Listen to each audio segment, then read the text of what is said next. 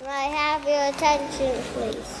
Shabbat Shalom, everyone. I'm son of Yeshua Abel, Yeshua, and I would like to serve you forever as a priest starting very soon. It's now time to start finding your seats for Sabbath services. Shabbat Shalom, everyone. My name is Sonny Yeshua Abel, Deacon Buffalo Bill Hawkins, and I would like to serve you as a priest starting very soon. It's a privilege and honor to present to you the sons and daughters of Yeshua Abel now entering the sanctuary. I now present one of the sons of Yeshua Abel, Yedidiah Hawkins. Shabbat Shalom, everyone. You may be seated. May the peace of Yahweh be with each and every one of you. The title of my speech today is, What Can We Expect from the Creator Yahweh if we turn from sin and start keeping Yahweh's laws? What can we expect? I have a quote here. It says, the first thing you can expect when you make up your mind to repent is you will be put in contact with Yahweh if indeed you are also waiting or wanting to convert to Yahweh's way. Before repentance of your sins, you cut yourself off from Yahweh. Now, if you can turn over to Isaiah 59, 1 through 2. It's on page 567. Page 567, and it says, Behold, Yahweh's hand is not shortened, that it cannot save, nor his ears heavy, that it cannot hear. But your own iniquities have separated you from your Father, and your own sins have caused him to turn his face from you. He will not listen.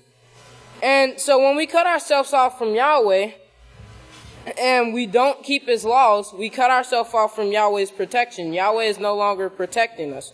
We have no protection with us. And if you can turn over to Yachanan, 1 Yachanan 3, verse 4, 7, and 8. And that's on page 965. And it says, Whoever commits sin transgresses also the law, for sin is the transgression of the law. Little children, let no man deceive you. He who practices righteousness is righteous, just as he is righteous. He who commits sin is of the devil, for the devil has sinned from the beginning. For this purpose, the Son of Yahweh was manifested, that he might destroy the works of the devil. So, if you commit sin, you're of the devil. If you practice Yahweh's laws, you're of Yahweh. And when you do commit sin, you should immediately come to the priest and do your confessions and ask Yahweh for forgiveness of the sin that you commit. So you'll no longer be cut off. And you will receive the protection and the healing that comes from the 613 laws. I have another quote here. It says, So it's a scriptural fact, the religions that continue to break one or more laws have no salvation to offer. They will burn, and as Hebrews 10:27 says, for your notes, it says, the religions, continuing on here, it says, the religions pretend to heal people of sickness and diseases. But it has been a proven fact, when we study the words of Yeshua, we see that healing takes place when one is converted, which means they must repent of their sins first. So when you repent of your sins, that's when the healing begins. Once you begin to keep Yahweh's laws, Yahweh's 613 laws, the 10 commandments, once you start to keep those, that's when the healing begins. And if you can turn over to Exodus 15:26, and that's on page 58. It's on page 58, and it says, and said, If you will diligently listen to the voice of Yahweh your Father and do what is right in his sight, and will give ear to his laws and keep all his statutes and judgments, none of these diseases which the Egyptians brought upon themselves will you put upon yourself, for I am Yahweh Rafika, your healer.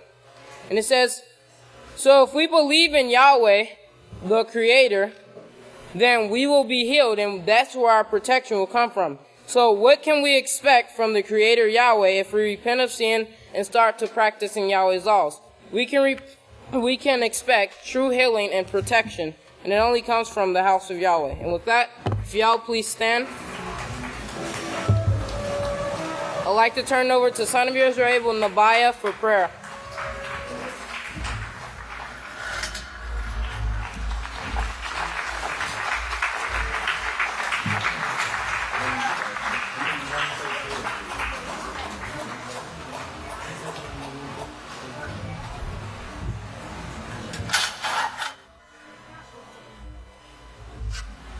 With that, it's a privilege now to turn over to the next speaker, the Great Deacon Tawaki Hawkins.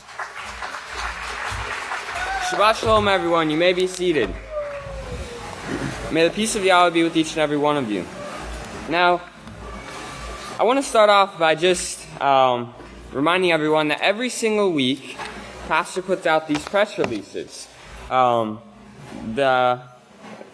Every single week, that's something that we can go back and read. And last week, I don't have the one from this week, but last week, it was entitled, "The Vatican does not allow the Pope to teach morality.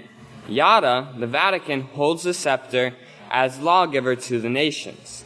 So that's what I'm going to talk about, morality, and how we've seen it slowly decline in our society today.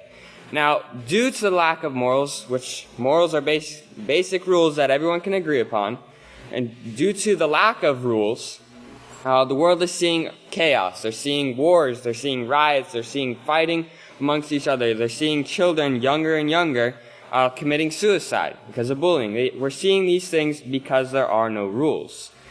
Now, you can easily get these rules, these morals, these laws, through the Holy Scriptures. The churches have gotten away from that, though, and focused more on things like entertainment and keeping the congregations full and keeping the offerings coming in.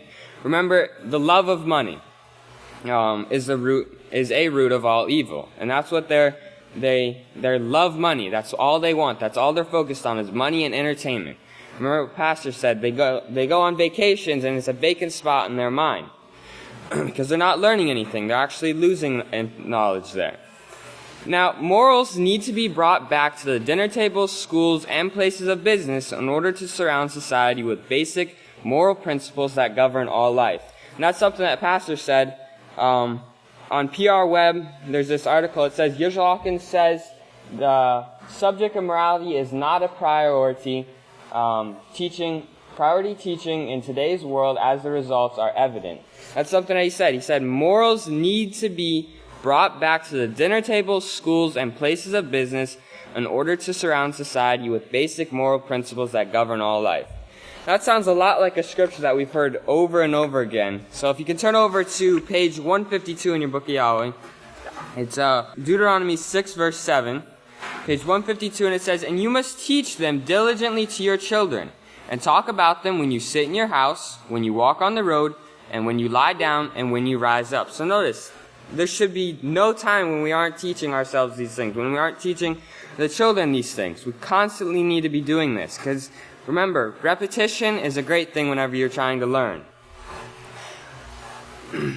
Now, morality began to rapidly decline after knowledge started to increase in 1934. And that's something else Pastor talks a lot about in this press release last week that he sent out, is about the increase in knowledge and how they began to more focus on entertainment instead of teaching the children, like I was just talking about.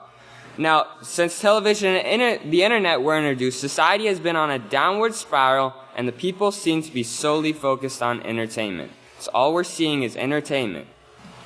Now, the Vatican will not allow morals to be taught to the children for one reason, because it takes away their freedom. It takes away their freedom, and it's not freedom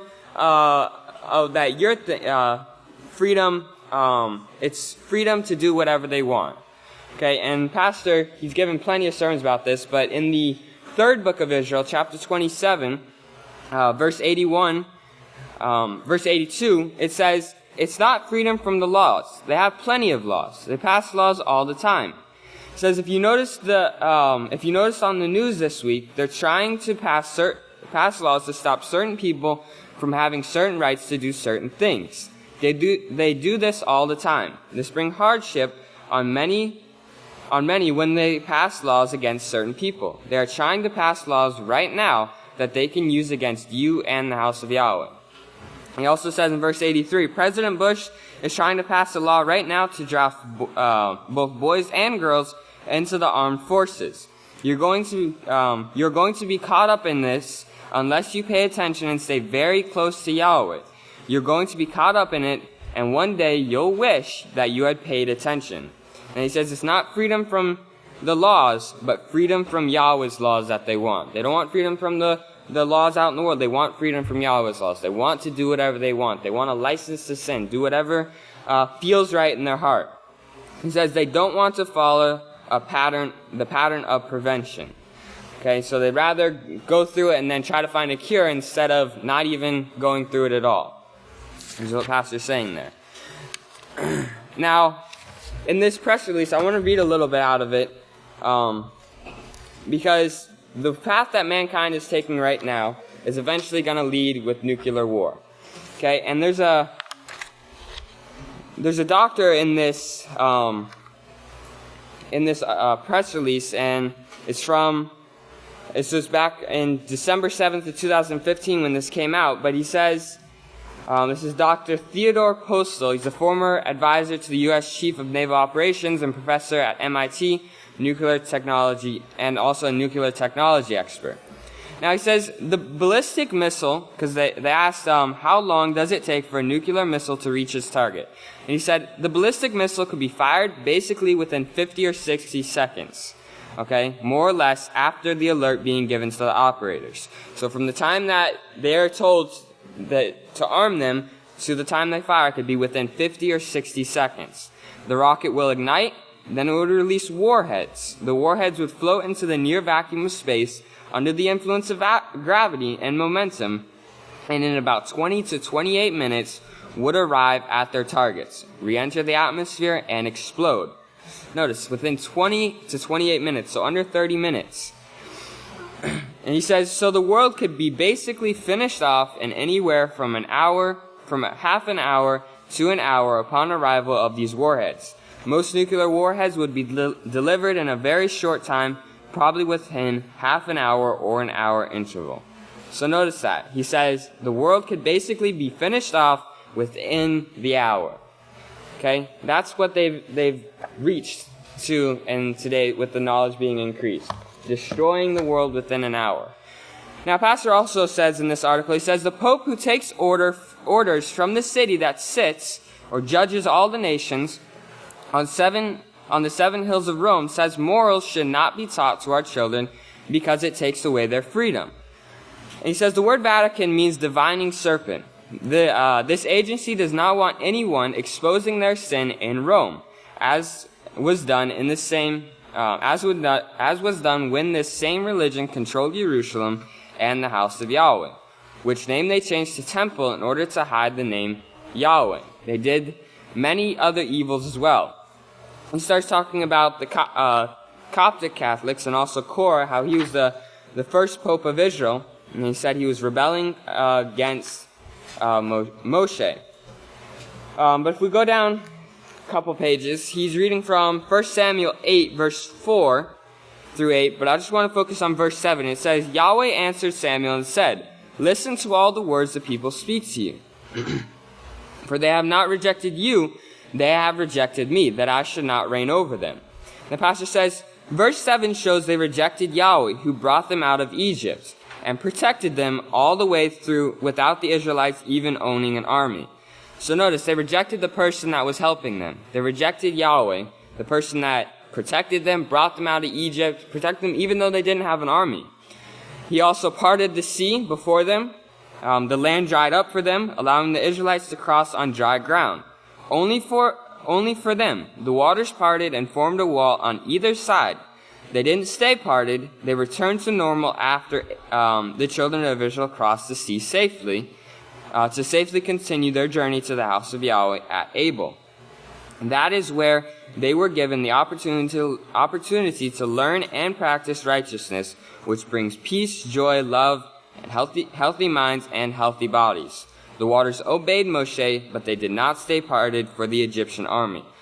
So they had the opportunity to learn the same things that we're learning. They had the opportunity to learn how to receive healthy minds, how to receive healthy bodies, how to get peace, how to get all these things. But what they do? They rejected it. They wanted to be like everybody else. They wanted to be like all the other nations. They didn't want the rules. They wanted freedom from Yahweh's laws.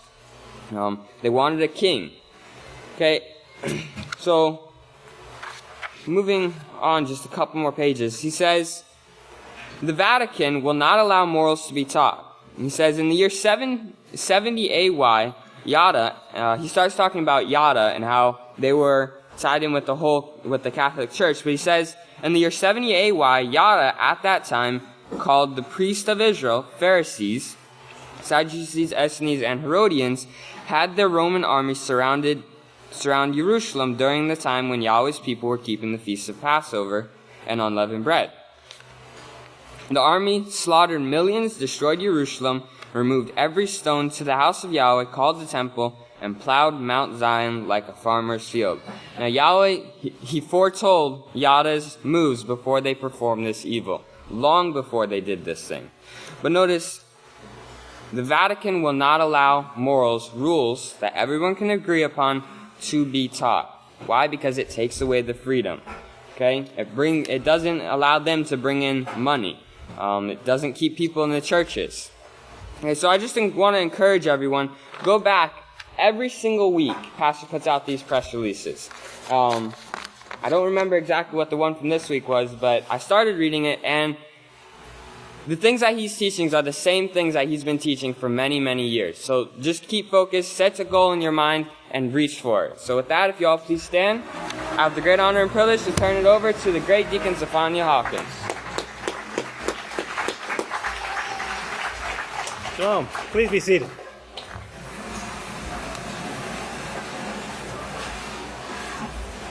You remember last Sabbath, Great Kohan Israel Hawkins spoke, as well as Kohan Benjamin Krause Hawkins, both spoke on the showdown. Remember the Kohan said to get ready to write that down? Well, as it turned out, Yeshua, our high priest, spoke on the showdown too, 3 hours before they did. At 7:31, in the parking lot, as I was pulling in, there was three of us in the parking lot, myself and the two parking lot attendants. And they weren't paying attention. They were singing, as usual. And I got a picture of this message that Yeshua brought out. Would you like to see it? Or do you want to believe without seeing? Prove all things? Okay.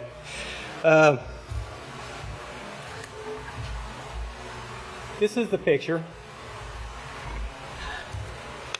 And if we take this picture and darken it, it tends to pop out so you can see what we're looking at. Now, we turn it this way, and we zoom in, and this is the image right here that we're looking at. And what you're seeing there is Israel Hawkins right here on the phone, and right here you're seeing a king of the East standing in front of him.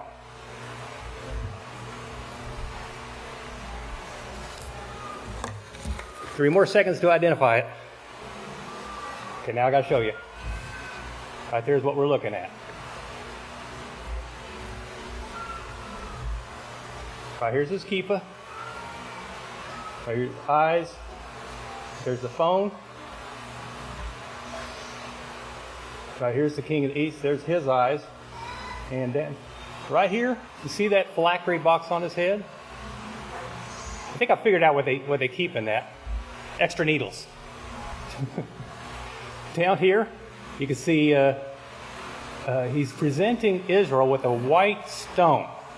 Now, I don't think that's the white stone of acquittal. I think that is if you don't get off that phone, I'm going to hit you with this stone. So you can see that that's actually a threat. If you'll turn to page 386 in your book of Yahweh, page 386, Ezra 4:21.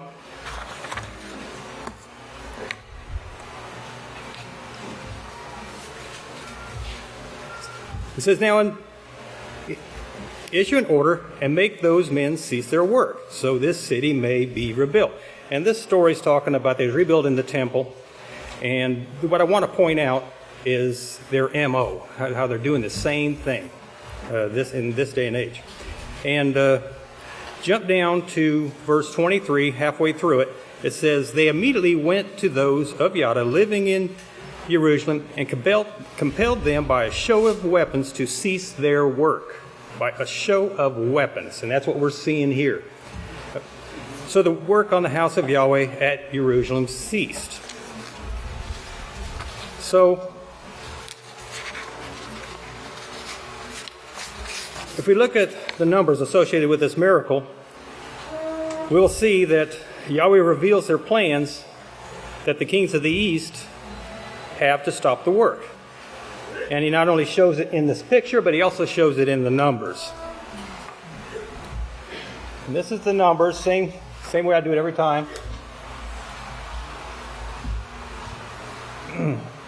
Picture number is 5619, picture size, picture date, picture time, and then the input job when I had these pictures dropped off, and the output job, they assigned it a new number when I pick it up.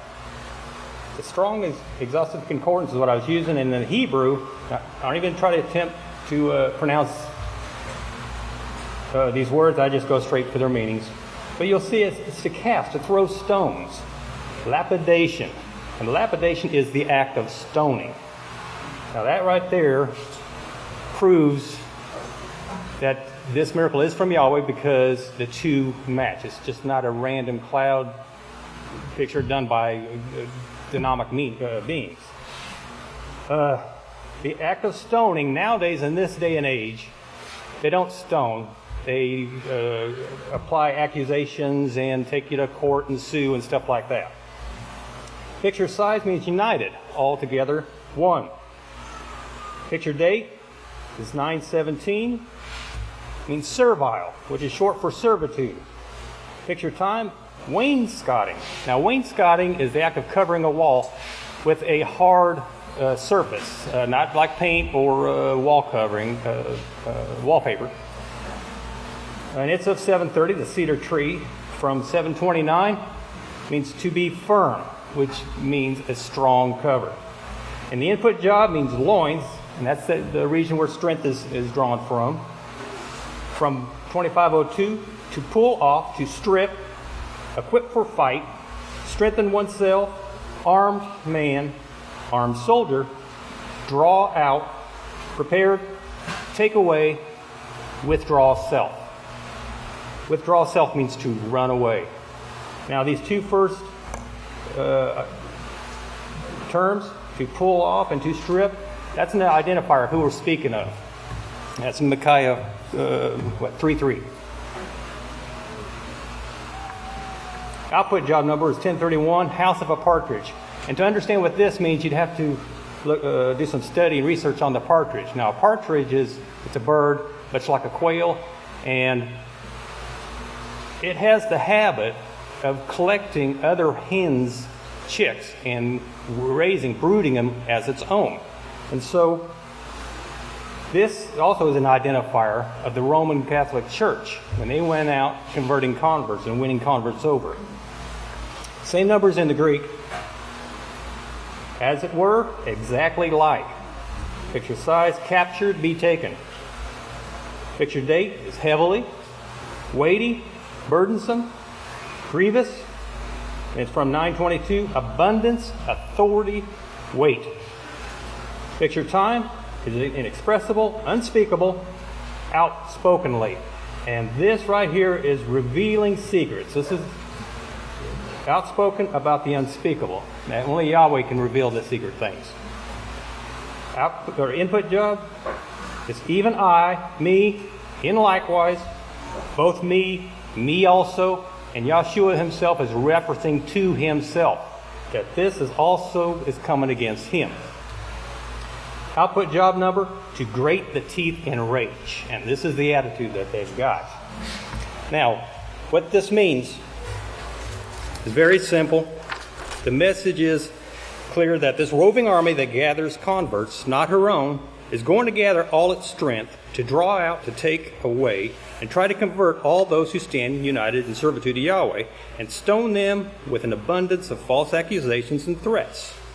It's going to be exactly like the days of old, when the Holy Roman Empire went out conquering and capturing converts. It's going to be heavy, burdensome, and grievous.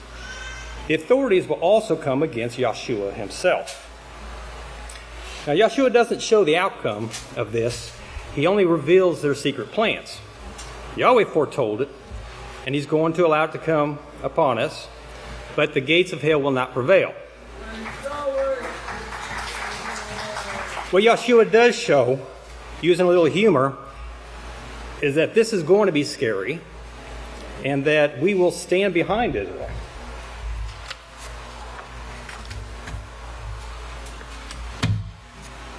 If you see right here, it's the donkey colt standing behind Israel. Let me help you with that. Right there. See the donkey colt standing behind Israel? It's a little worried. It's a little scared. But Israel's on the phone. We know who he's on the phone with. That represents the connection with Yahweh, which this priest is threatening to break that connection. And he doesn't look scared. Israel does not look scared. And it's probably because he knows that we got his back. So that's the message we received last Sabbath, 3 hours before the Great Kohan Israel spoke and the Kohan Benjamin Krause spoke. So if you all please stand. Remember to get ready. Write that down. I'd like to introduce the Great Kohan Benjamin or Kifa Hawkins. Sorry. Praise Yahweh. Y'all may be seated. May the peace of Yahweh be with each and every one of you. You know, all of us Hawkins look alike, so I tell you that this is truly a miracle.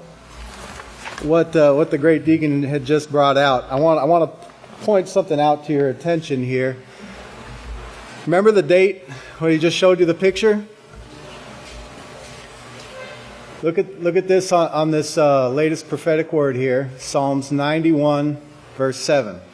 Okay, that date that he just gave you for that picture was last week. That was 9/17. But look what's taking place.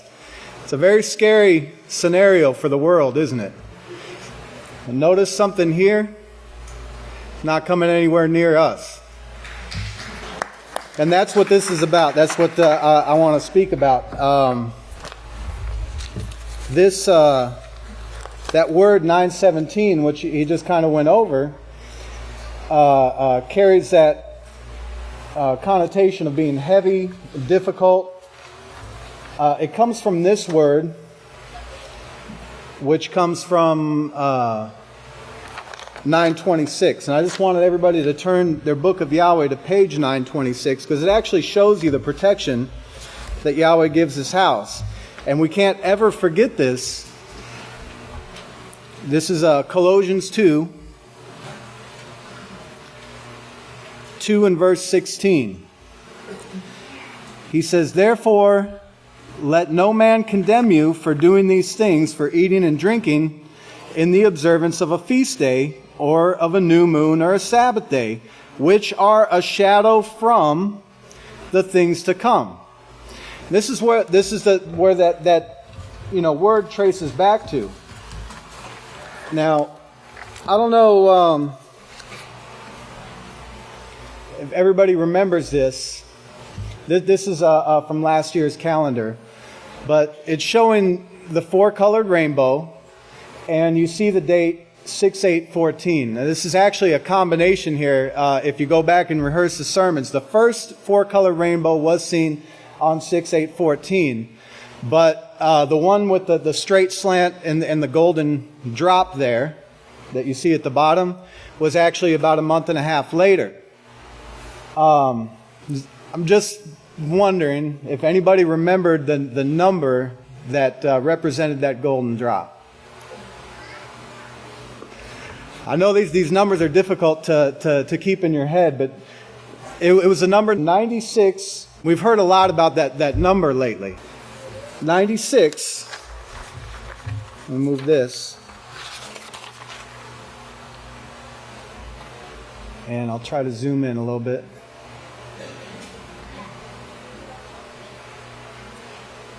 Okay, so 96, it means to flow, it means a drop, a reservoir, but a reserved supply. You know, when I saw that in the meaning, I started thinking about what Pastor was saying about this 6th year and how we have such an abundance. You know, I was joking with somebody the other day. I said, 2011, I mowed my lawn once. You know, this year I've got to mow it every week and it's not enough. You know, it just, everything is growing in such abundance this year. You know, Yahweh is giving us a reserve supply. But this gets better. I just wanted to rehearse this topic and get you familiar with that number 96 because, like I said, it was really a miracle that the great deacon was just talking about, you know, this miracle in the clouds, because what I wanted to talk about today was something that took place. This was back on 9/1/16. So this has been about 3 weeks ago, and I know sometimes it's kind of hard to see. I'm going to try to zoom in a little bit. There we go. Okay. This was a rainbow that was here for a long time on 9/1.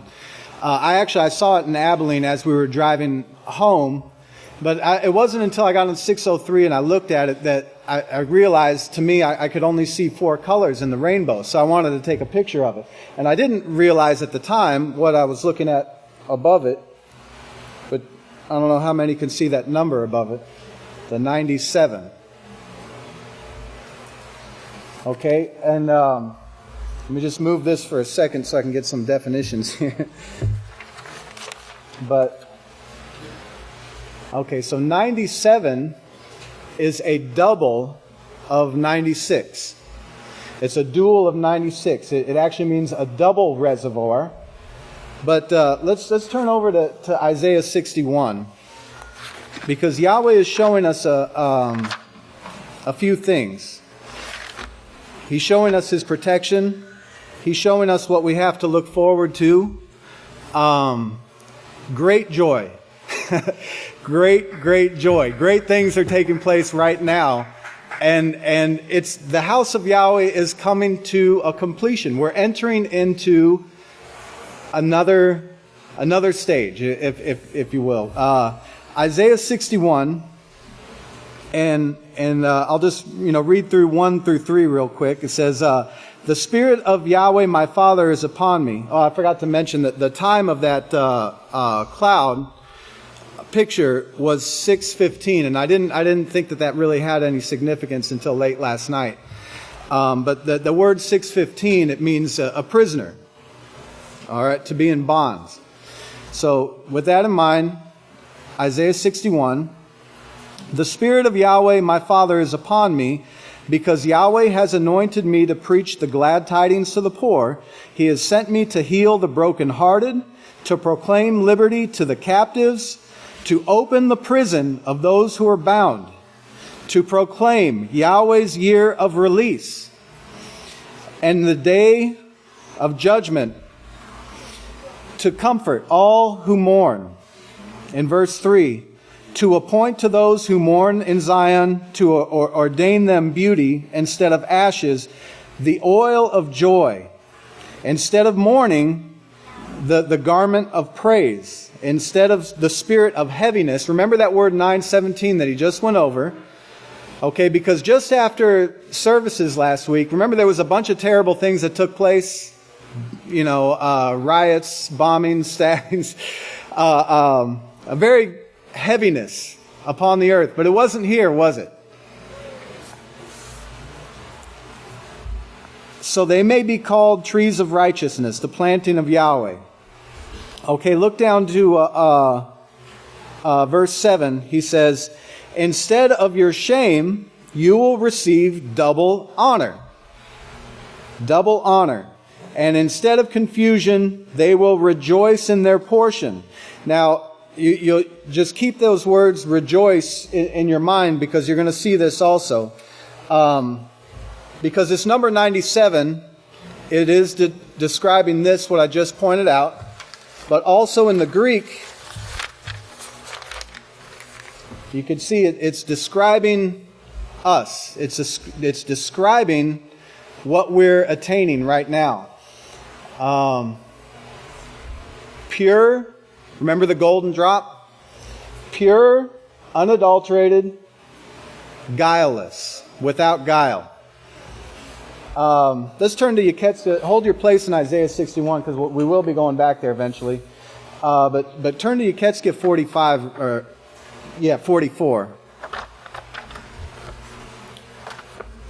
Going the wrong way. Yeketska 44. All right, and we're going to look at verse 15. Where he says, but only the priests, the Levites, the sons of Zadok, who keep the charge of my sanctuary. Okay? These things are all conditional, what Yahweh offers us. And it's important, that we pay extra detail to everything, every instruction that we see in the house of Yahweh, every instruction that we get in the house of Yahweh. We have this time period to prove ourselves loyal and obedient, and we need to be doing it. We need to be striving hard to prove ourselves, because this time is very, very, very, very short. But he says, even though most of the children of Israel go astray from me, they will stand before me to minister before me, and they will be gathered together to me. Remember, Pastor said last week, this gathering, it's done with words. And they're the finest, the choicest, the best, those who have been judged as guiltless. Okay, that's what this is describing here. And you can see Revelations 14, 4 through 5. I'm not going to turn there right now, but if you can write that down and read over this, because it's showing the judgment here. I need to get the picture back up here.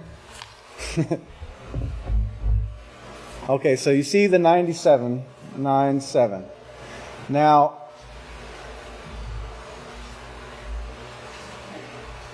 there we go. If you turn it upside down, you try to move it here and blow it up a little bit, you see it becomes a 26, 2, 6. Everybody ought to know what that number is. Every man in the house of Yahweh should be familiar. Everybody in the house of Yahweh should be familiar with the number 26. All the Zitzites, 10, 5, 6, 5. That's Yahweh's name. 26. Remember, He's going to give us a new name. Okay, but look at the meaning. I'm going to move this again now.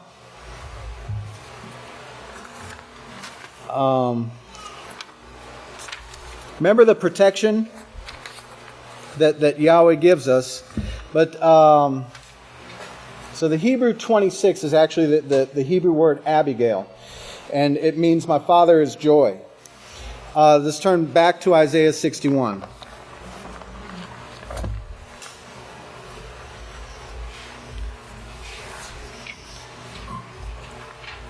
Isaiah 61, and look at verse 10. He says, I will greatly rejoice in Yahweh. My soul will be joyful in my Father, for He has clothed me with the garment of salvation. He has covered me with the robe of righteousness, and as a bridegroom covers his head, like the priest with the kippah, and as the bride adorns her with the jewels. Okay, I need to get to the second part of this word because this Hebrew word 26, it's from two words, ab and gil. Everybody can see that? Ab and gil. That word gil,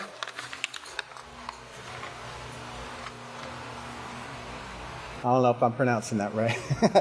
It's from 1524. That's the number. Everybody should be familiar with that number because we just went over it last week. It's one of the numbers that came up last week, right? So, if you remember, it does mean a circle or an age. An age. It also means a time period. And at the bottom, it says one born at the same time, a contemporary. That's belonging to the same time period. And let's turn over to Daniel 2:44 real quick.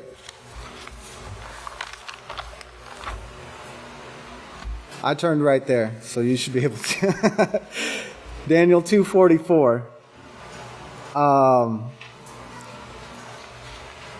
Because remember, these two works go together at the same time. And, you know, I was going to mention that the very first time that the four-colored rainbow was seen was the same day that Pope Francis, Bartholomew, and Shimon Peres, and Mahmoud Abbas. They all went to the Vatican to pray together to plant an olive tree, if you remember. At that same time, Yahweh gave us that four-colored rainbow. Well, this took place, this picture that we're going over now took place 9/1/16. What was taking place with them on 9/1/16, Pope Francis and Bartholomew got together to proclaim their day of creation, their worship of creation there. It's a 33-day festival that they have a countdown, supposed to end October 4th on the Feast of Assisi. And if you go to their website, you know, they got the clock running like it looks like a time bomb, you know.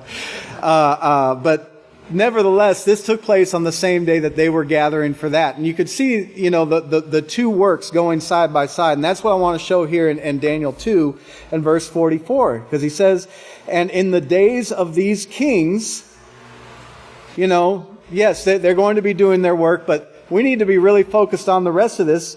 "Yahweh in heaven will appoint a kingdom of priests which will never be destroyed." You get it? You know, it'll never be destroyed. "Nor will the kingdom be left to another people, but it will break to pieces and consume all these other kingdoms, and it will stand forever." Okay, that's what's working right here, and that's why we don't need to be afraid of these. You know, they will. They're going to try to make us afraid. But we need to stand just like that picture showed us. We need to stand right where we know we're at. You know, because Yahweh is the only hope this world has. We've got to realize that. We've got to recognize that. Now, the other number, 26, in the Greek, this goes right along with everything else, is agape. You should know that word. Because it means the love feast. It means love. You know, remember that. Agape means love. And it's used, I don't know if you see that, 116 times. I thought that was interesting because if you go back to this calendar, I know it's on there. Oh yeah, there it is. If you go back to this picture, remember age, remember that word, and it was exactly 116 days since the first sign was given to our overseer that this was seen. So there's that number popping up again. This word love, number 26, used 116 times. Now, I wanted to cover one more thing because there was something else covered last week. I can get through my pile of stuff.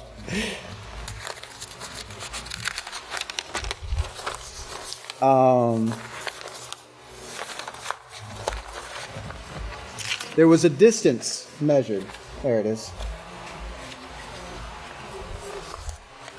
There was a distance measured from New York to Abelin. And the word meant beloved. It was 17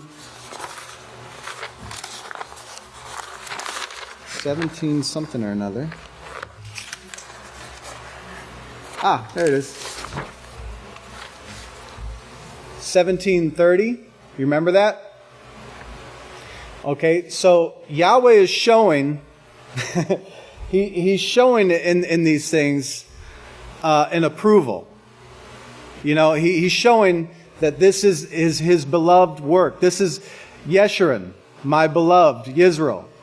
Okay, there should be no doubt at all in our mind of where we stand in prophecy and the fact that Yahweh is in 100% in support of this work. He's showing us over and over and over these same very things, that we, the house of Yahweh, are recognized. We're recognized by the Creator of the universe as His work. And when He says hands off, that means hands off. And we've got to believe that. All right? Remember, don't be the fearful and unbelieving. Please don't fall into that trap. Yahweh gives us, I was telling somebody at work the other day, a lot of times, we just need to rehearse these issues in our mind. If you're struggling in a particular area, Yahweh's already given us the ammunition to stand on, to fight these carnal things that are in our mind that we struggle with every day. We just have to refresh our memory. Praise Yahweh. Stealing, we've been taught all about stealing and stuff, but if you're having trouble in that area, go back and rehearse it. And it gives you the strength to turn from sin. But you have to feed this spirit. Okay? We have a very, very short time left to do so. Well, we'll be feeding the Spirit forever. We have a very, very short time to prove to Yahweh that we're going to do it forever. So be working hard at this. There's nothing more important in the world than overcoming sin and proving to Yahweh where we're really at. Where our heart is. And with that, I'm going to try to gather all my papers here. And I'd like to turn the services over to one of the great priests in the House of Yahweh, the Great Kohan Shaul Hawkins. Shabbat Shalom! You may be seated, brothers and sisters. If you could please get your pens and pencils and notebooks. I hope you already got them ready. But get them ready. We have a lot of information here to cover today. Because brethren, brothers and sisters, this is it. All right, we are here. We are at this gate. Yahweh's about to finish this thing up and let things go. And this is it. We've got to pay attention to this. We've got to put this into our lives in full force. If we haven't been already, then we're lacking, and we need to get past this lacking, and we need to start taking this seriously. Taking this plan, taking the teachings, taking everything Pastor has showed us, because we are here, brethren. We are here at the showdown right now, and we're going to talk about this showdown. We got a lot of different things to cover today. We're also going to cover about the Sabbath year here and the various things we need to be doing, and it's not going to be like a Talmud, but we're going to have a few guidelines here. But we've got to take this fully seriously and show Yahweh beyond a shadow of a doubt where our heart is and what we desire. Are we going to desire this world and the curses that it brings and the suffering we see? Or do we really and truly want to be a part of this kingdom that's going to put an end to it all? All the suffering, all the misery, all the heartache. Well, I want to start back at the beginning of this plan, and we need to get a few things, rehearse a few things firmly in our minds So that, because everything fits in a context. None of Yahweh's laws, none of Yahweh's plan is like a little separate entity that sits off by itself. It's all interrelated, it's all interconnected, and it's all to the completion of this plan of Yahweh. If we really, really want to be a part of this, or do we want to perish with this world and hang on to it and go up in flames with it? But when Yahweh created this earth and the heavens that govern it, and nobody understands why Yahweh did this and how He did this. The one that was supposed to inherit in Genesis 49, the scepter, says it's now, the one that's got it now says it's all a fairy tale. All right, we got here by accident. It was just a roll of the genetic dice and a few molecules joined together. It was all by accident. Well, they are an accident waiting to occur, a train wreck waiting to occur, but that's not Yahweh's intention. Yahweh created everything purposefully and went step by step with it. But Yahweh created this earth that we sit on and the heavens that surround it and govern it and protect it for the purpose of having a place that He could let His plan unfold and come to completion. Keep that in mind, completion. Remember, what number stands for completion and perfection? 7, okay? 7. Keep that number in your mind there. And more will be brought out about the numbers, because I'm sure this is going to open up a lot more numbers. But this is what the purpose was. No one but the house of Yahweh understands that at all. And they don't even know what His plan, if they figured out or thought that He had a plan, they got no idea what His plan is even for or what it is. But Yahweh's plan is represented by a calendar week. Okay? A calendar week. And each day is going for 1,000 years. And Yahweh gave mankind 6,000 years to go His own way. Remember, He let them go their own way. Whatever they purpose to do will not be held back from them. At the same time, Yahweh said, I'm going to pull some out. One of a family, 2 of a city, a few out of the jaws of the lion here. Over this 6,000 year period. And He's going to make them He said, I'm going to make them in my image and likeness. With my perfect, righteous character. Perfect, harmless, helpful, life-giving, life-sustaining character. This was Yahweh's plan. And Yahweh, when He created mankind and put them on the earth, put Adam and Eve in the garden, He gave His perfect laws to them and told them to guard and keep this way. We have the word work in the book of Yahweh. And dress, I think, is the word in the King James, but it means to guard it. And yes, it is work. It takes work to guard and keep this way. This was the job given to mankind. And the promise was, if you guard and keep it, you'll live 70 years and die. Was that it? No, you'll live forever. In joy, in peace, in abundance. No tears, no lacks. No diseases, no fighting, no wars. If we would guard and keep it. And we're going to be talking about one of the ways Yahweh told us to guard and keep it. But this means to obey all of Yahweh's laws. Not some of Yahweh's laws. Not 611, 610. Well, what's 3 out of 613? What's a few here? That's the only way to guard and to keep it going the way Yahweh originally made it. Well, what's the first thing that occurred? Turn over to Genesis 3. Along comes Satan. Here, along comes an influence. Here, this influence of Satan. Now, if you remember back in Genesis 1, 2, after Yahweh created the heavens and the earth, then the original sons here, they didn't keep Yahweh's way. These original sons, most of them went astray, as we'll read.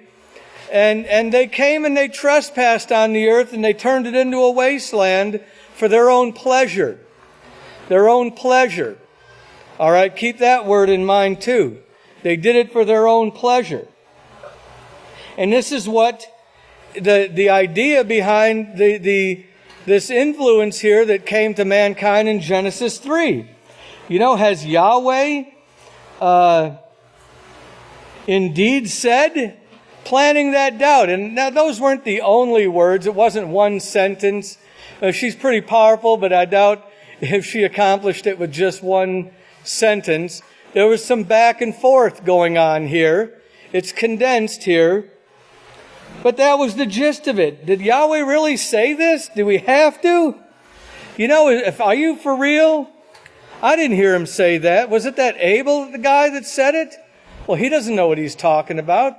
Listen, you can do a little bit of this. You can do, did he really mean that? I think you're interpreting what he said. Or I think he's giving an interpretation. Yahweh wants you to be joyous. He wants you to have fun. He wants you to go out and enjoy things. You know, look at this pig with an apple. Wow, doesn't that look tasty?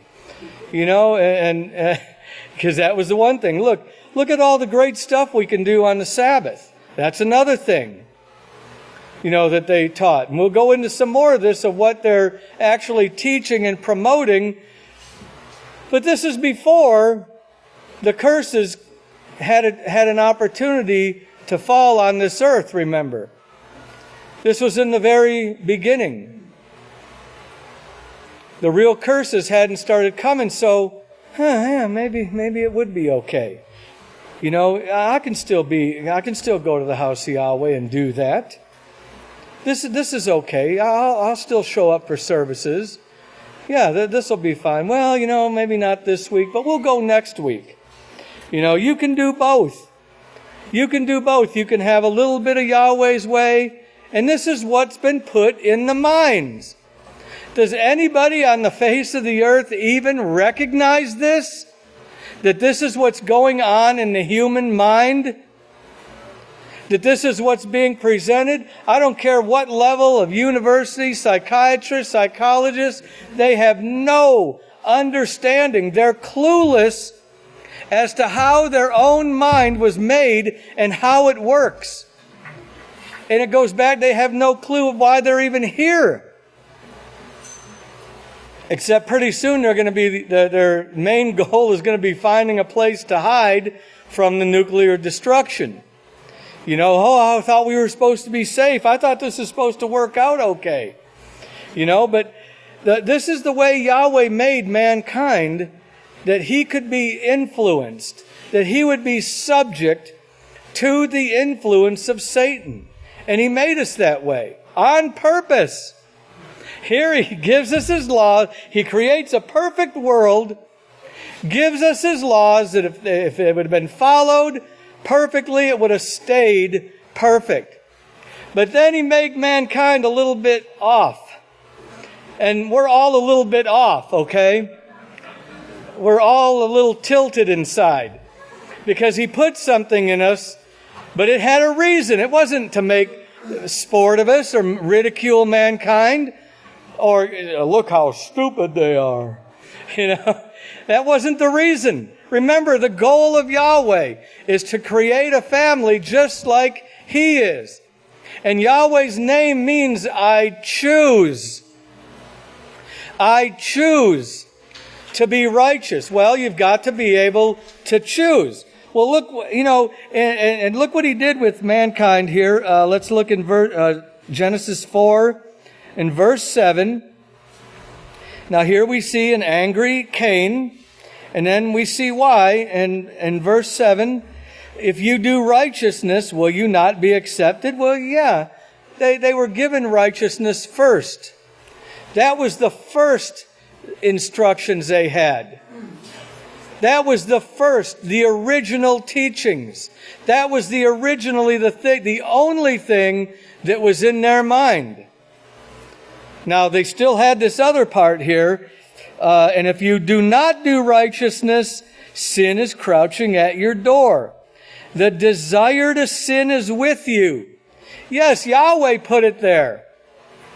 Now, they weren't presented with the argument until it came there in Genesis 3, but Yahweh created us with this desire. Do you recognize it in your own self?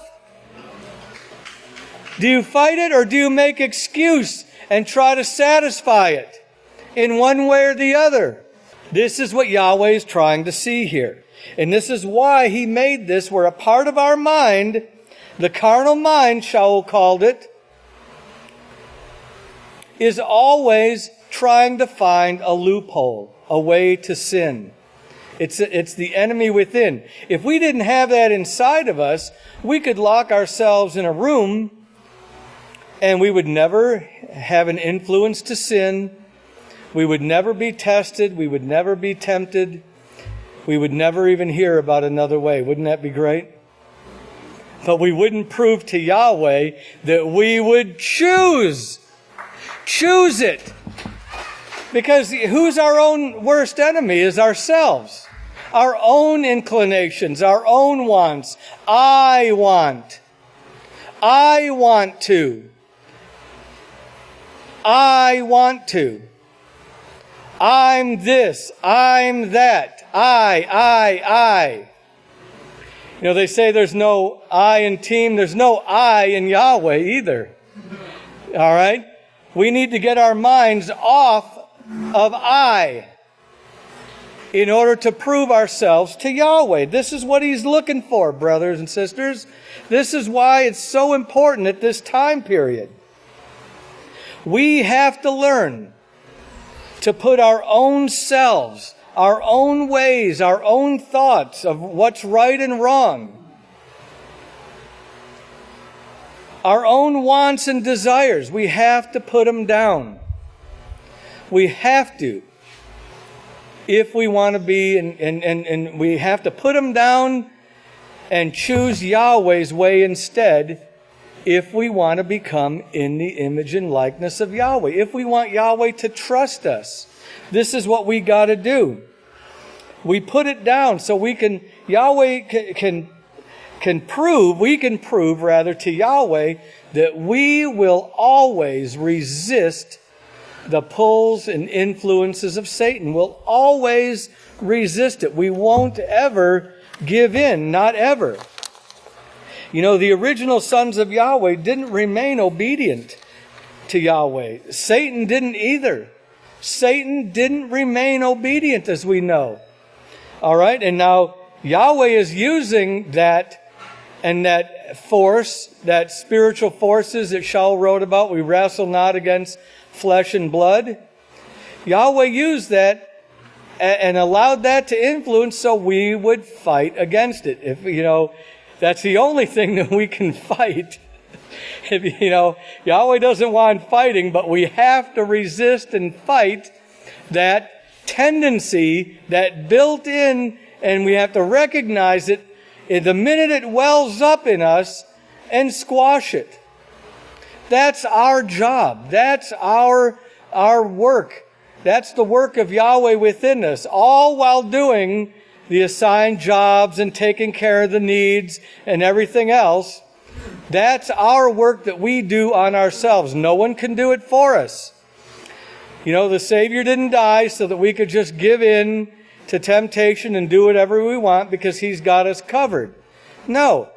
He died that we could pay that penalty and then turn our lives over, because only those who repent and convert are going to be covered by that sacrifice and will receive this kingdom. But Satan, the original sons, and then Satan, and then their organization that they formed, the Catholic Church, which started right there in Genesis, has sought ever since to stop and kill off and the work of Yahweh and stop the plan of Yahweh. But what they've learned over these nearly 6,000 years now is that they can't do it. All right? They can't stop this plan. But what they're trying to do is to get mankind to kill themselves. They're not going to come down here or up here and slay mankind themselves. They're going to talk mankind into doing it themselves. We didn't drop a bomb. What bomb? I don't have any bombs. They made them. They did it.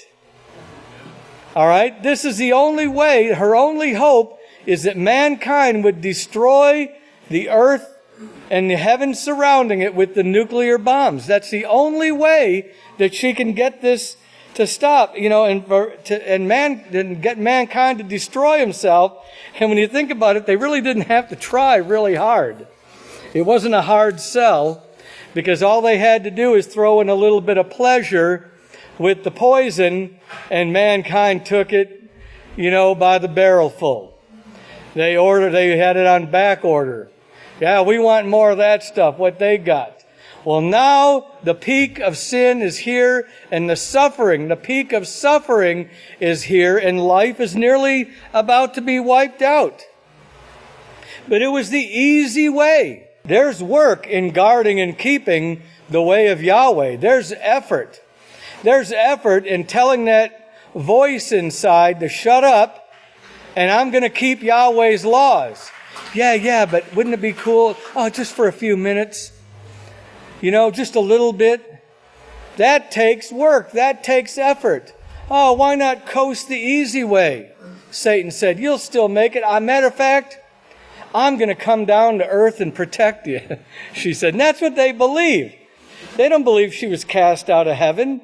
They believe she's the God Savior that sacrificed herself to come down and help mankind get through this nuclear thing and come out and clean up and be the bosses again. That's what they fell for that lie too. It's really a ridiculous scenario when you think about it, except when you see the mass amounts of suffering. But this is what they got. And Yeshua said, well, broad is the way and wide is the gate, and many there are that go that way. It's really an easy ride to go that way. They're steered that way. They don't have the other influence like we do. And that was for a reason also. We don't have time to go into that. But there's no resistance in the world to sin. They fall right into it. Even the ones that come against certain sins, like the ones that don't want the sodomy in the schools, and the lady that didn't want to fill out the certificates. But bet your bottom dollar she went to church on Sunday and kept Christmas. But that's okay. She was against this other. No, they're still not the house of Yahweh, even though they can see certain parts of it. Yahweh's only dealing with us in this room. He's not dealing with the world right now, and that's going to play a big thing in what we got coming up next here. But you can see what the Catholic Church has brought to this world. Just look at the world. Any news at all. Do you see any great news? I don't care if it's local, national, international. It's nothing but wars, fightings, bombings, killings, riots.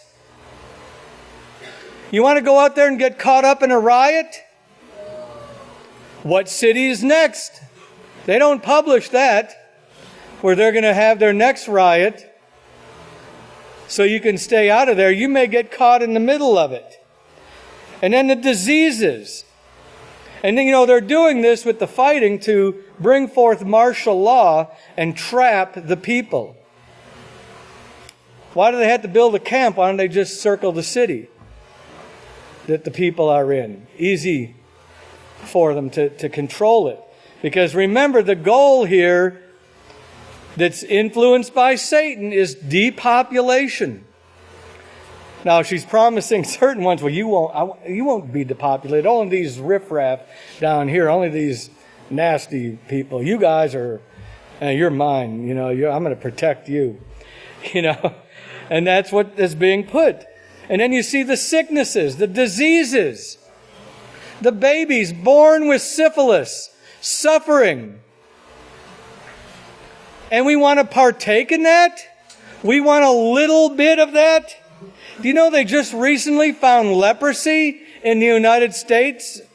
Again, leprosy, where the skin falls off and everything. This is back. And then on top of that, we got the nations lining up for nuclear war, as we just talked about here. And I don't think nobody, not even the scientists who do the tests really know and have any experience with the total devastation that's going to result from these nuclear bombs. Oh, we think, that's just going to be an explosion, that it's going to be okay, and then we'll go to Walmart afterwards, There's going to be nothing there, okay? So then, is that what we're waiting for? And then we're going to turn to Yahweh with all of our heart, soul, and might? Oh yeah, Yahweh, I would have kept the laws. I would have, and I will from now on, now that there's nothing there to go to. But this is the influence of the original sons and the Catholic Church and Satan on every leader of every nation on earth. That's what Revelation 17 tells us. Every leader of every nation. You want to argue about who should be president? You mean you want to argue about who's going to do the will of the Vatican? Because that's what they do. Down to a person, man or woman. Doesn't matter. Left or right. Middle of the road, liberal, conservative, whatever they want to call themselves. They all do the same thing. We need to wake up, people, of what's going on in this world, because we are shielded from it to a great degree here at the House of Yahweh. So we kind of have a tendency to forget the danger that we're facing. But believe you me, you are staring the enemy right in the face. I don't mean me, maybe when you look in the mirror, but we're in that situation, okay? This is the showdown, all right? But here's the thing, Yahweh's plan is to pull us out. The top part, he says we're the top part of his family, and he's pulling us out. Out, O-U-T, look that up, out. Out of this world of Satan's, out of the mixture, which any amount of mixture, I don't care if it's a little molecule, turns that cup into a cup full of abominations. Doesn't matter what the mixture is, if you mix it any little bit, you're drinking a cup of abomination. That's how powerful sin is to destroy the righteous character. And that's why Yahweh is not going to allow it in his kingdom. And each one of us sitting here in this room, listening over the internet, whether you've made it here yet to the house of Yahweh or not, or your desires are toward the house of Yahweh, Yahweh is telling us to come out of this world. Now, you may not be able to move across the face of the earth just yet over here, but you can come out of the world. Out of the practice of sin, out of the way of thinking, out of the seeking of your own way. We're at the very end here, and if we don't come out now fully, we are going to be outside the kingdom, as Revelation 22 says. We're going to be outside. Yahweh's not going to allow anything that followed his original sons, any way that they bring forth to enter in. I'm going to show you here the calendar, the 2016 calendar. Let me see if I can. All right, he says, I pray that you'll be strong now and brace yourself and get ready for the battle because there's going to be a showdown between Yahweh's house and Satan, and she's going to try to destroy the house, but Yahweh says He will not allow this to take place. And then here is the quote on the Jumbotron or whatever it is. The ultimate showdown of righteousness versus evil being played out now, says Israel Hawkins. Now it's being played out in our minds also. We're the battlefield. Now before we get into that, I wanted to point out here, if you see 10:10 here at sundown, and then starts 10:11, that's the Day of Atonement. You'll see third tithe year ends. Third tithe year, this was a 6th year that we're in right now. So we're fixing to enter the 7th year, or Sabbath year. And I want to point out something else here really interesting. Let me see.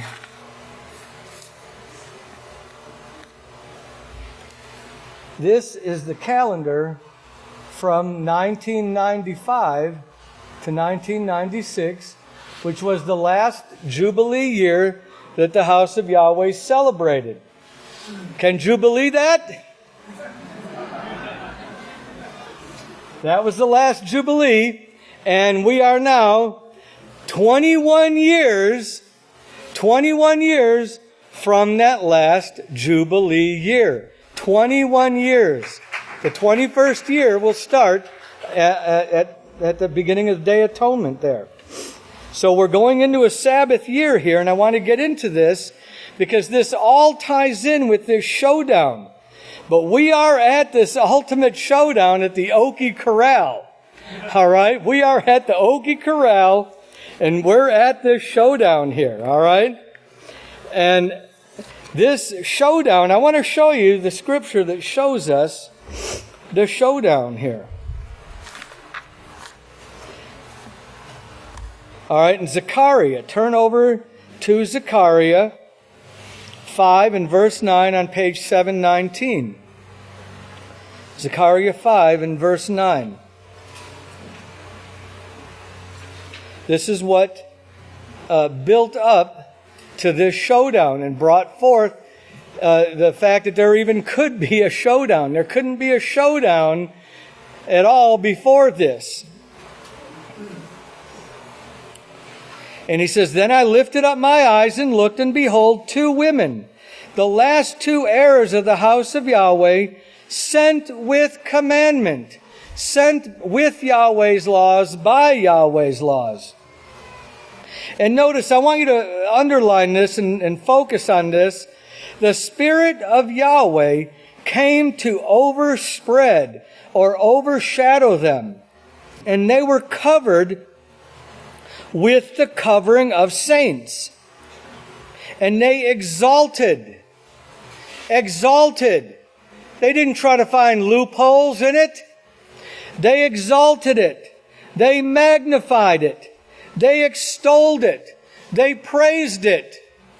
And not with lip service, but with action. Yahweh says not the hearers of the law will be justified, but the doers. The doers, doing it with every ounce of energy. Not looking for a way around it, but doing it. The ephah, which is a standard of perfection. There could be no showdown with this without this standard of perfection. And there had to be these 2 women, 2 eras to bring it. It wasn't here before that. You had a King James with God in it, that turned the people to God. Don't follow God, but here it says, well, God this and God that. What? Don't be like God, but be like God? That was nothing but confusion. But here's the showdown here, brothers and sisters. Separating the way of the world from the way of Yahweh. Separating it. Like with a squiggly line. Leave a little on the plate. Separating it. completely. A complete separation. They're two worlds apart. Don't mix them. And this is where we stand now. We're face to face with the original sons and Satan in the fight for our life, brothers and sisters. This is it. Well, turn over to Ephesians 6 before you get any ideas.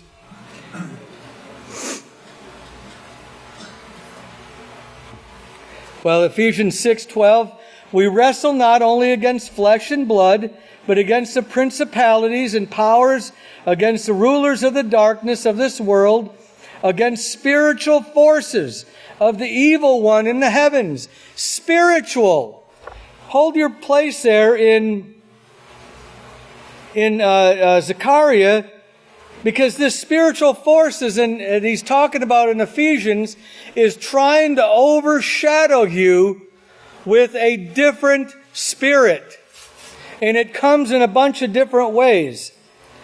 But notice here with the showdown and the two women, they were overspread, overshadowed, covered over with the laws of Yahweh, the Spirit of Yahweh.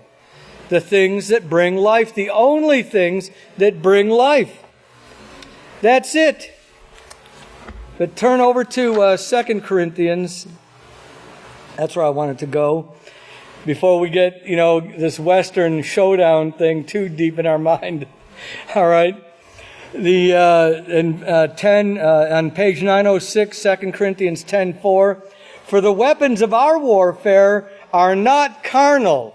No, they're not guns and swords and knives and bombs and planes, etc., etc. But mighty in Yahweh for pulling down strongholds. All right, these are the words of Yahweh. This is your weapon in the fight against this evil world.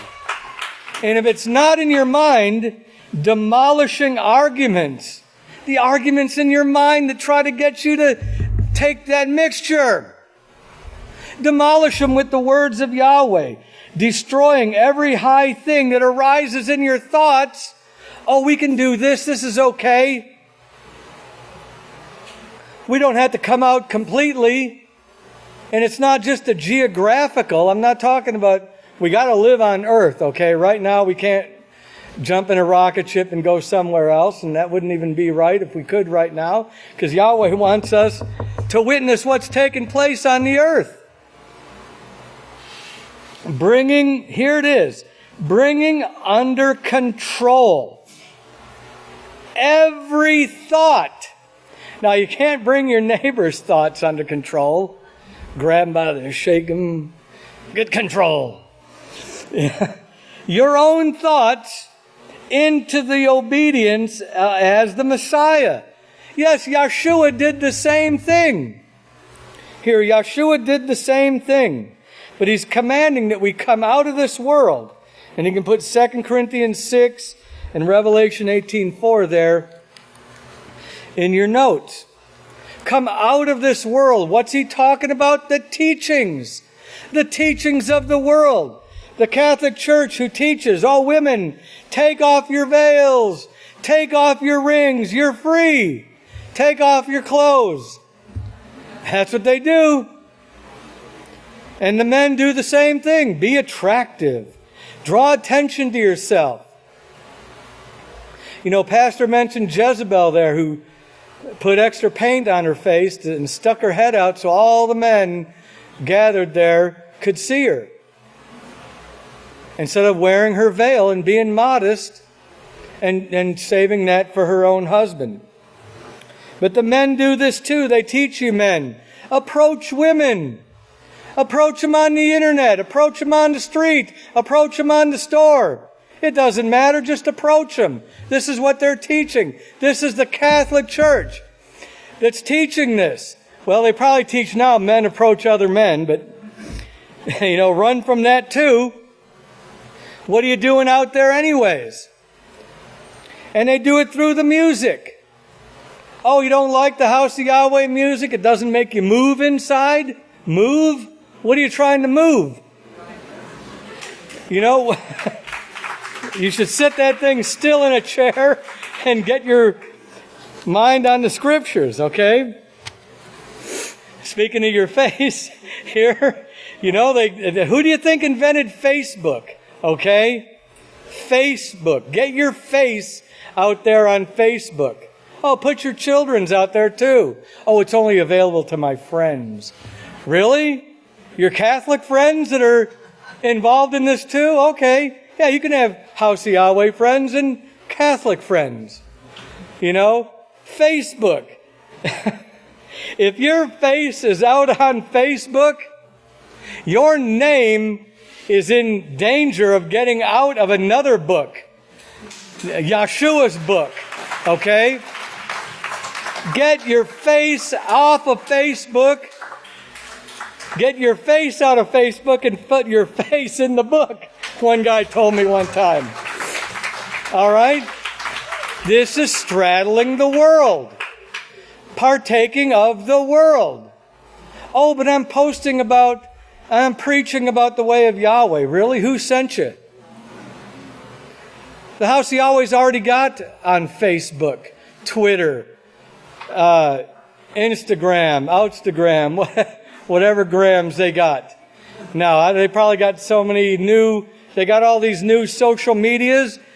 Do you know what it's designed for? Do you know what it's designed for? To hook you up with someone else who wants to sin. And even if they're sinning by causing you to pull away from Yahweh and pull away from your time with Yahweh. Get your face, if it's on there, I don't know if you can shut it down or get it off of there, but believe me, unless your face is on Yahweh.com, we don't need to see it on Facebook, okay? Come on, brothers and sisters, is it that unobvious of what the original sons are pulling the world to do?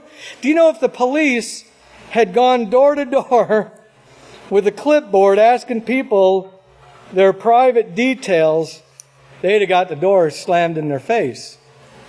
But, we got a better way. Put it on the computer.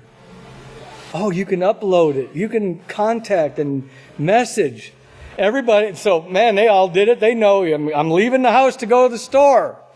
The robbers watch it. Okay, they're leaving. All right, time to move in. And they do. They break into people's homes because they post there that they just left on vacation. Oh, we'll send you pictures from the Bahamas. Really? Nobody's home. Go after it. And they do this. It's in the news, brothers and sisters. They actually do this. But we want to be a part of that? We want to give in to this influence? You know, it's like saying, in Yahweh's saying He's not going to allow, the sons to enter in. Turn over to 2 Kepha. I'm going to have to jump ahead a little here, but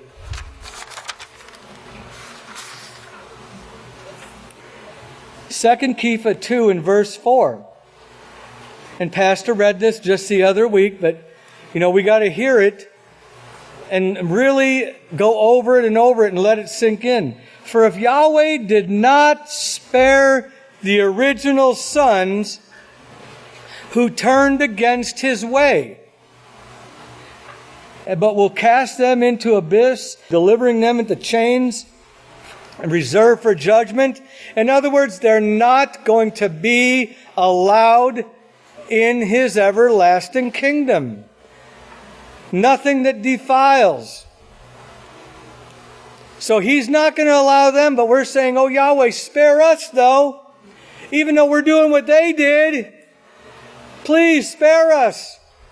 Let this be the place of protection for us. And we bring in the same way of life, the same activities that the original sons did or inspired or behind and are pushing and promoting right now. In every corner of the earth, they have control over every nation, and they're pushing this, and we want to be a part of it. Turn around and tell Yahweh, but spare me, Yahweh. How silly is that? Is Yahweh really going to take that seriously?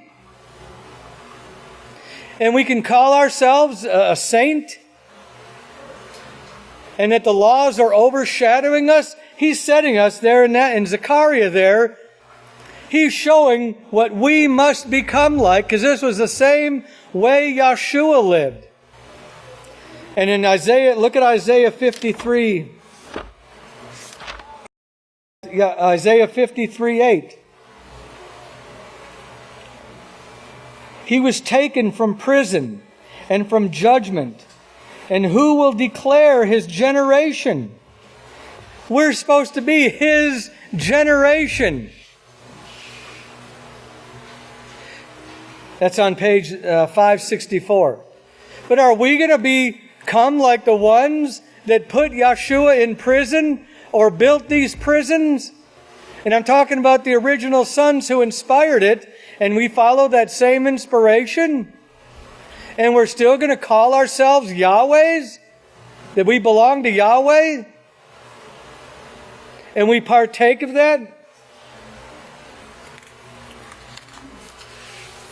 No way, brothers and sisters, will Yahweh allow that to occur. But turn back over to 2 Kepha. Yahweh's not going to spare those who allow themselves to be influenced by these original sons. And we'll get into the Sabbath year, because this was all, turn back to 2 Kepha, all designed by this way of the world, was all inspired and designed by these original sons, who merely took Yahweh's laws and did the opposite with them and made it look great, desirable, enjoyable, and yet fed mankind death at the same time, and mankind couldn't even recognize the difference between it. But we can we not? Didn't we just see that prophecy? He didn't take it out in the wilderness, build some abandoned building and leave. He did things to get people to show up there, namely us. And so we could sit at his feet and learn this way of Yahweh. Learn the difference. Learn how to separate ourselves from the ways of the world and join ourselves to the way of Yahweh. This is what he did. This is what was going on in Zechariah. And did not spare, back in verse 5 of 2 Kepha 2, the ancient world, but saved Noah, a preacher of righteousness, bringing in the flood on the world of unrighteous, those who were lawbreakers, and condemned the cities of Sodom and Gomorrah to destruction by reducing them to ashes, but delivered righteous Lot, who was deeply grieved by the filthy conduct of the wicked. How deeply grieved are we by the filthy conduct of the wicked when we partake of it? Does it really even bother us if we're willing to do the same things they do? Oh, it's just a little bit. That's who Yahweh's going to deliver. Yahweh knows, and that for that righteous man dwelling among them, and yes, we have to dwell in this world, and through the electronic advances that mankind made, we can see exactly everything what they do and partake with them. But he was tortured in his righteous soul, as he posted it on Facebook, from day to day, seeing and hearing their lawless deeds. Seeing and we can see and hear them even more now. But are we tortured? Or are we finding pleasure in it? Ask yourself that. Yahweh knows how to deliver the righteous out of temptations, trials, danger, even destruction.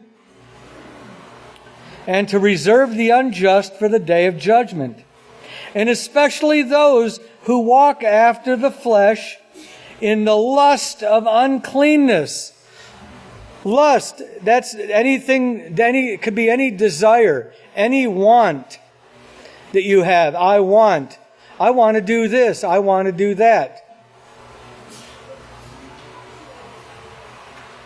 And despise authority. This is what they did. They despised authority. Look down at, let's see. Yeah, despising authority. Turn over to Hebrews 13:2. Was it Hebrews 13? No, wait a minute. Or was it Romans 13?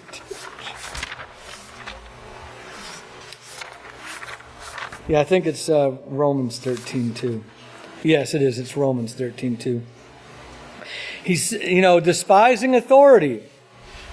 Now, I want you to think about this, because this priest that established the work, he came with commandment, with authority to address the called out ones through sermons, through counseling, and so forth, and correct them about the differences between the way of the world and the way of Yahweh.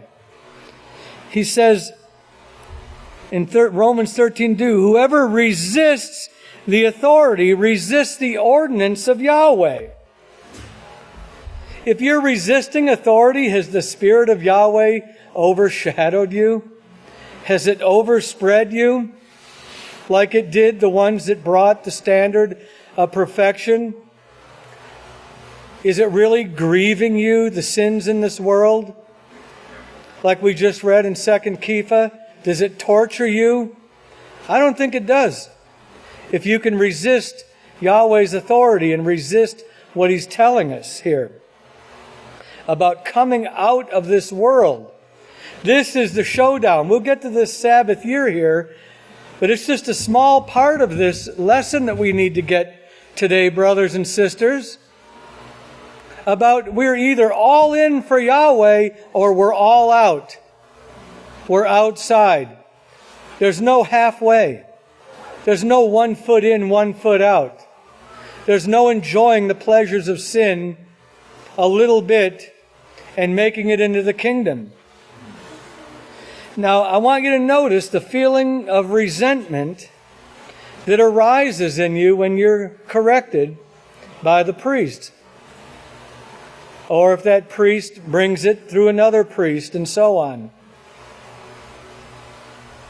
And that feeling that arises that you don't like it. You're feeling exactly what the original sons felt right at that moment. And you need to put it down. We all do. We need to put it down. You're having a showdown moment right there. Maybe nobody can see it. It's not visible because it's going on in your mind, and you might think you're hiding it. But you're not hiding it from Yahweh because He sees everything. So we need to be able to identify this way of the world and get it out from us. Because He's not going to spare. If He didn't spare His original sons, He's not going to spare us, brothers and sisters. This new world where righteousness dwells will have none of this in it. None. And it won't have us in it if we don't start resisting this influence. And part of this influence, if you turn over to Exodus 23, it went to the Sabbath day, and you think what a resistance there is to the Sabbath day. How many are truly keeping it? You can count them on one calculator or one thumb or one. Very few of this entire world are truly keeping the Sabbath day. How many do you think keep the Sabbath year? A whole year. How many do you think in history ever kept it? Well, the scientific answer is not many. Okay, I don't know how many. It's not many. It was rejected. Like everything else that Yahweh gave, here He puts us on a planet, and the planet has to produce the food to sustain us. The food, the oxygen, the water comes up from the ground, goes into the atmosphere, comes back down, goes back in, comes back out. He put us on this planet and designed the thing to keep us alive. Well, why don't we try and kill it and see if we can still survive?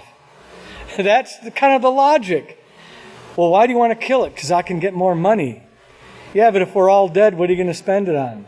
Oh, well, we're not all going to die. Didn't you hear? She's going to keep some of us. We're her special guys. Think about it. But in Exodus 23, in verse 10, says, 6 years you shall sow your land and gather in its produce, but the 7th year you shall let it rest and lie fallow, so that the poor among your people may get food from it, and the wild animals may eat what is left. Do the same with your vineyard and your olive grove. And then he talks about the actual 7th day Sabbath. I want to read you that out of the Amplified, because it adds something in the expounds on the meaning, amplifies the meaning, or magnifies the meaning here. He says in verse 11, in verse 10, 6 years you shall sow your land. And in order to sow your land, you've got to plow it up, you've got to dig it up and cultivate it. And then when they reaped its yield, remember this was an agricultural society, that when they reaped that harvest, that wasn't just food for their family, that was crops that they sold. Okay, this was an economic situation here. They sold those crops for money, and then they used that money to live on, and as well as having food for themselves. But the 7th year, verse 11, you shall release it. This is the year of release. You release it. You don't make the land work for you. You don't work the land. All right, this is what it means. This is what it's telling us here in Exodus 23. Keep this handy here. Let's turn over to Leviticus 25.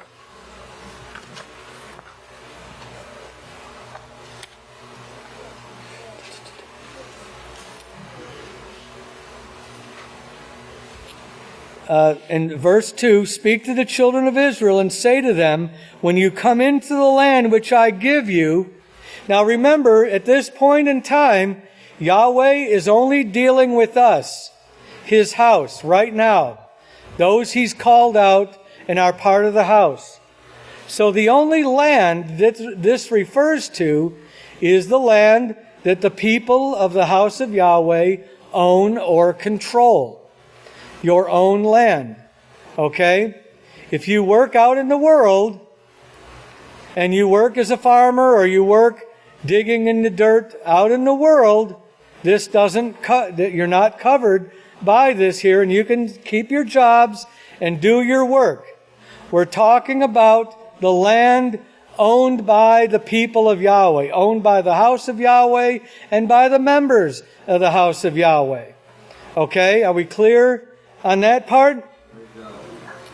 When you come into the land which I give you, then the land shall keep a Sabbath unto Yahweh. 6 years you shall sow your field, and 6 years you shall prune your vineyard and gather its fruit. But in the 7th year there shall be a Sabbath of solemn rest for the land, a Sabbath to Yahweh. You shall neither sow your field nor prune your vineyard. Now what we're asking, because we are at this showdown, brothers and sisters, and we need to show Yahweh that we love His laws more than all else. Remember, that's what we got our ear-awled, which is contained in this law too, here about the ear-awling. And we got our ear-awled, and what did we say? We love the house of Yahweh, which stands for the name, the character, the Sabbaths of Yahweh, more than all else. More than our own wants, our own desires, and so forth. Okay? So we're asking that you do no digging on the land at all. Do everything in your power, starting the day after Day of Atonement. You won't be doing anything anyways. You're going to be in here studying. But starting that next day, don't do everything in your power not to dig the land. That word fallow is the opposite of till or break up. And it means to work by plowing, to plow, cut, lift, turn over soil, cut into or open. So this is talking about land that you live on, all right, the dirt under your feet. Do everything in your power to leave it alone. Now, certain things are going to occur. You're going to have to step on the land, okay? We haven't found a way. You're going to have to drive across it. You may drive down your driveway and down Oak Forest and cut a rut. We'll be able to repair that. But don't start any new digging on your land. Put the shovel away. You know, the utility companies are shovel, rake, hoe, pickaxe, backhoe, whatever. The utility companies had a slogan they used to pull out, and they said, call before you dig. If you absolutely think you have to dig before you touch that shovel, pick up the phone before you pick up that shovel. Call the South office, and we'll get someone to answer your questions, okay? But we need to put it in our mind that we're going to go above and beyond the righteousness of the Pharisees. Let me tell you what the Pharisees did. They had a great little scheme here. Because remember I said it's land that we own, right? And this was told to us by our people in Israel. And you can read about it, but they said, nobody keeps the Sabbath year here. And we're like, what? Oh yeah, they sell their land to an Arab for $1. He works the land, they split the profits, and at the end of the 7th year, they buy it back. Now that's how the Pharisees taught how to keep the Sabbath year. And can we really call ourselves Sabbath keepers if we're not going to let the land keep its Sabbath? Remember Jeremiah, and when the Yahweh allowed them to go into captivity for 70 years one time. 1 year for every Sabbath that they skipped. Okay? So 7 times 70 is how many? Any guesses? 490. So there's 490 for sure years that they didn't let the land keep its Sabbaths. And look over at, oh boy.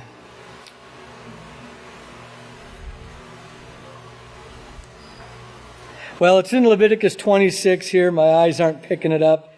But Yahweh said, if you don't let the land rest, and if you ignore my statutes and my judgments, which includes all the things we talked about that the Catholic Church is pushing you into with these other sins that equally cut you off from Yahweh. In verse 18, He says the land will vomit you out. Now, how's that? How does Yahweh look upon you if the land vomits you out? But spare me, Yahweh. Is that, it's the same thing he said in Revelation 11. Here he says, because you are lukewarm and neither cold nor hot, I am about to spew you out of my mouth. Doesn't sound like a sparing going on there to me, that Yahweh's going to spare us. But let's go back to Leviticus 25,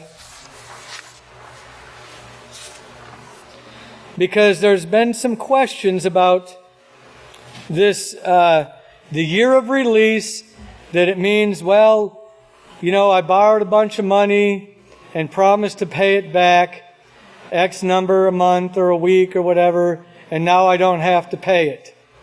All right, is that... Let me see, Leviticus 25. That's what's been said. I hear it every sabbatical year. Pretty much it comes up.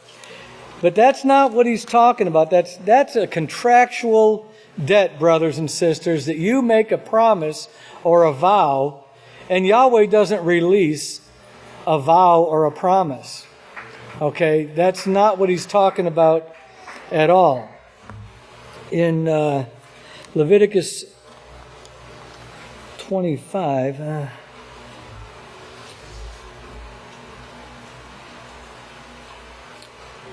oh boy.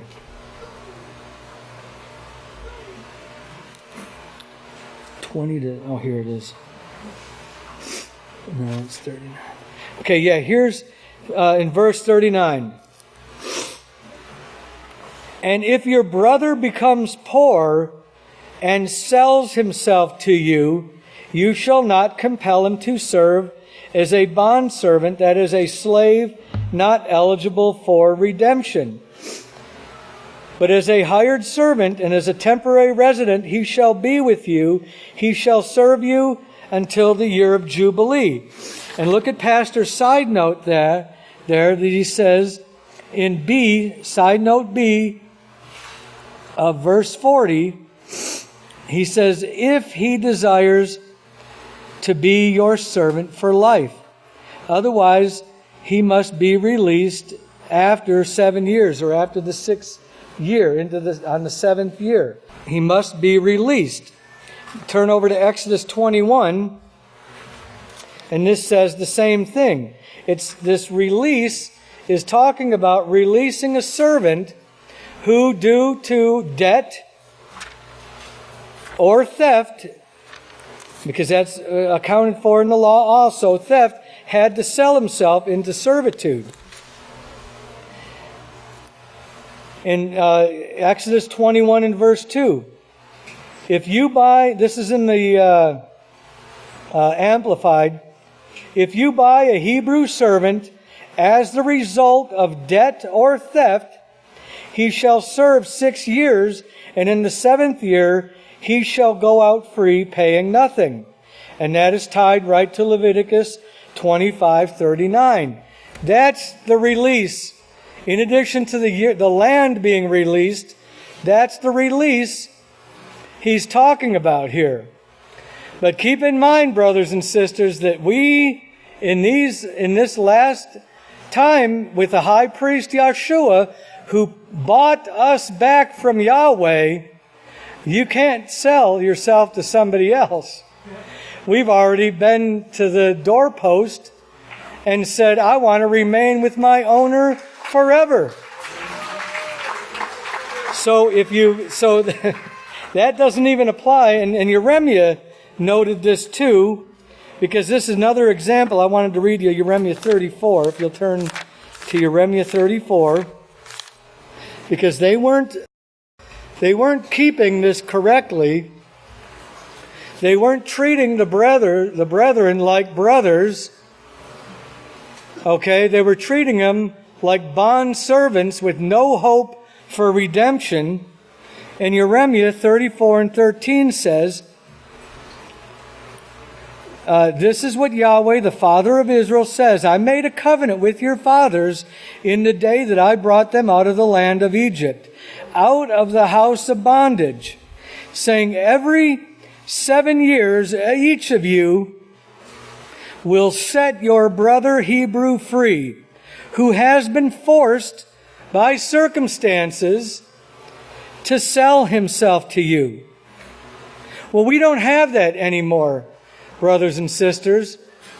We don't live 100 miles or miles away, and we don't have the house of Yahweh to rely on. We do have the house of Yahweh. We're not separated as many of these were, and didn't have the house to go to, because the house of Yahweh daily, weekly, helps the poor people that come to the house of Yahweh.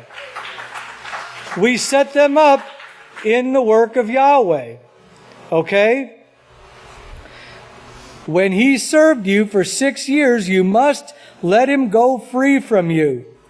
But your fathers did not obey me, nor incline their ears to pay attention. He says, but now, verse 16, you have turned around and profaned my name. Every one of you took back the male and female slaves whom you had set free to go where they pleased, and forced them back into bondage to be your male and female slaves. He's talking here to the Catholic Church. The ones there in Genesis 49 who had the scepter, who were supposed to be teaching the laws, but took the people back into bondage through debt. It wasn't in chains like the movies, and pastors taught us this. It wasn't like the movies show. It was in chains and bondage to an unfair economic system that neither let the people have the Sabbath, but also didn't let the land have its Sabbath days. All right? And this is the wickedness of this world here that we must turn away from, and show Yahweh that we're willing to go above and beyond here the righteousness of the Pharisees, as the so-called, put that in quotes because they weren't righteous at all. They were always looking for a way around Yahweh's laws. Let's let the land rest, because it's within our power to do so.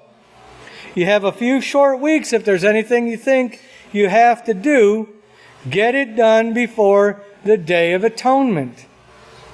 Let's show Yahweh how much we love Him and His laws, and that we too, turn back over there to Zechariah, we too, like His servant, His chosen branch, who built the house, and you can read all of that in the rest of Zechariah there, because he was overspread with this same Spirit. He didn't let the spirit of the world back in him, whether it's through music or social media. This is putting a spirit back in you that's contrary to Yahweh. And you're showing Yahweh that it hasn't overspread you. If you're doing this and posting your personal stuff, your face and your doings and your comings and goings and these sorts of things. If you're posting on there for the house of Yahweh, well, keep doing that. All right?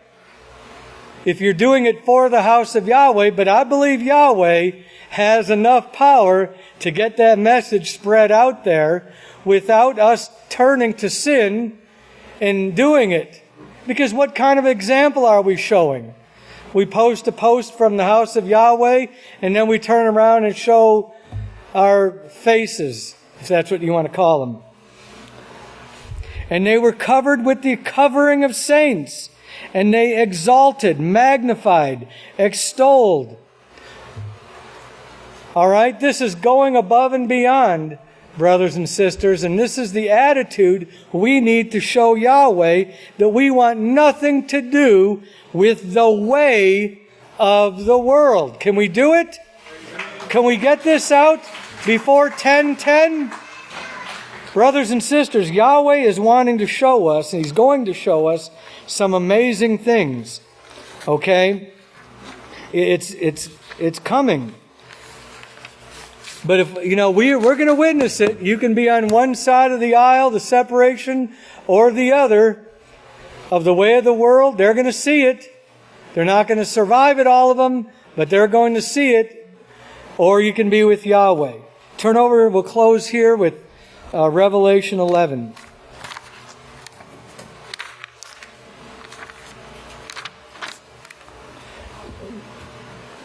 Revelation 11 and verse 18. And the nations were angry. True or false? True. They've never been angrier. It's not going to take much to set this off, brothers and sisters. And your judgment, your light, is come. True or false?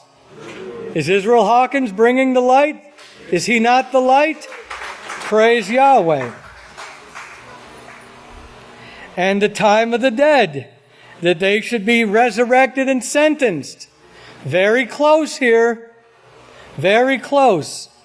And that you should give reward to your servants, the prophets, and to all the saints. Those, and read that again for yourself in Zechariah 6:9, overshadowed with the laws of Yahweh, overspread, covered with the covering of saints, magnifying, extolling, and exalting the standard of perfection. That's what a saint does, and that's what we've been taught to do. And should allow those who destroy the earth, those who wouldn't let the land rest on the Sabbath, to be destroyed. Which group would you rather be in? The getting the rewards or the destroyed? That's what's facing us right now. Our decisions right now, in these next couple of weeks, and in whatever time Yahweh allots us, are going to make all the difference. Now is the time, brothers and sisters. If we've never been serious about the house of Yahweh, about the laws, we need to be serious now. May Yahweh bless your understanding. Remember, if you have any questions at all about dealing with the land, first off, let's try, go beyond, practice dropping the tool. If you have to, let's do everything in our power not to touch the earth, and call if you have a situation. Before you do anything, call first. Don't dig and then call later. Okay? Call first. May Yahweh bless your understanding. And we'll now turn the services over to the great son of Israel, Abel, for closing prayer.